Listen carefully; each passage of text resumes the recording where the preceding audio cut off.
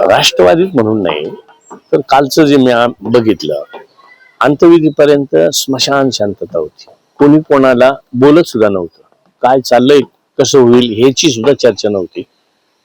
अंत्यविधी झाल्यानंतर बाहेर पडताना अनेक लोकांचे, ते काही पक्षाचे लोक होते किंवा त्यांना काही पक्षाशी देणं घेणं, फक्त एक सामाजिक जी त्या घराण्याची जी काही बांधिलकी आहे किंवा समाजाची जी काही बारीक सारीक प्रश्नांवरची सोडवणूक असेल, ही त्या फॅमिलीच्या मार्फत जी आजपर्यंत झालेली आहे, त्याच्यातून उतराई होण्यासाठी दादांचं जे कार्य होतं तसं कार्य कोणी करेल नाही करणार, परंतु उपमुख्यमंत्री म्हणून सुनित्राताईंना करावं अशा पद्धतीची चर्चा त्या ठिकाणी होती. खरं तर दोन राष्ट्रवादी एकत्र येणार होतात. 12 डिसेंबरला असा प्रस्ताव अंकुश ठाकरे यांनी केला होता. 8 तारखेला त्याची औपचारिक घोषणा देखील होणार होती. कसं घोषणा होणार होती नव्हती मला माहित नाही, पण एक निश्चित त्या 1-2 महिन्यापासून नगर परिषदा असतील, नगरपंचायती असतील किंवा महानगरपालिका आपण सगळ्यांनी बघितल्या, तर बऱ्याच ठिकाणी एकत्र येऊनच त्या निवडणुका लढवल्या गेल्या. आता जिल्हा परिषद मध्ये काही ठिकाणी वन साइड घड्याळच निशाणी लावून आणि तुतारी न लावता